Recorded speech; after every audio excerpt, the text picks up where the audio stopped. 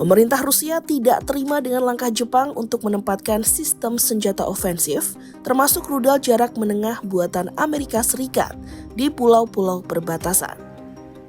Moskwa menilai langkah militer Tokyo tersebut menjadi ancaman serius terhadap keamanan kawasan dan juga negara-negara tetangga lain. Pernyataan itu disampaikan juru bicara Kementerian Luar Negeri Rusia, Maria Zakharova, dalam konferensi pers pada Kamis 27 November 2025. Zakharova menegaskan bahwa Jepang di bawah pengaruh Washington secara sistematis mengubah wilayah kepulauan perbatasan menjadi basis militer yang tidak hanya ditujukan untuk pertahanan, tetapi juga memiliki kemampuan ofensif. Ia menambahkan bahwa kebijakan militer agresif Tokyo memicu perlunya respon tegas terhadap rencana ekspansi militer Jepang.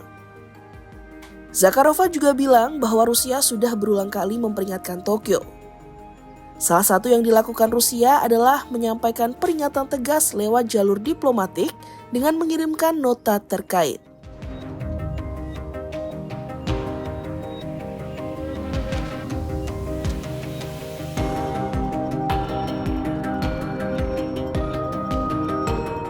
Zakharova juga meminta pemerintah Perdana Menteri Sanai Takaichi kembali menghormati prinsip pembangunan damai yang menjadi dasar Jepang pasca perang.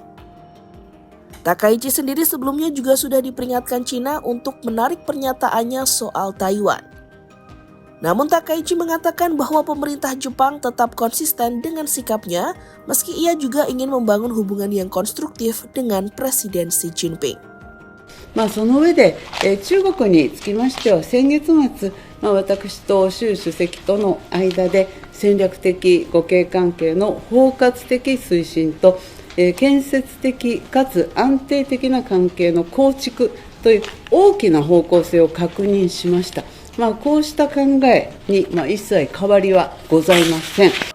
いかなる事態が、存立危機事態に該当するかということにつきましては、実際に発生した事態の個別具体的な状況に即して政府がすべての情報を総合的に判断するということになります。で、こうした説明は平和安全法制成立当時の安倍総理以来政府としては繰り返し述べてきた通りでございます。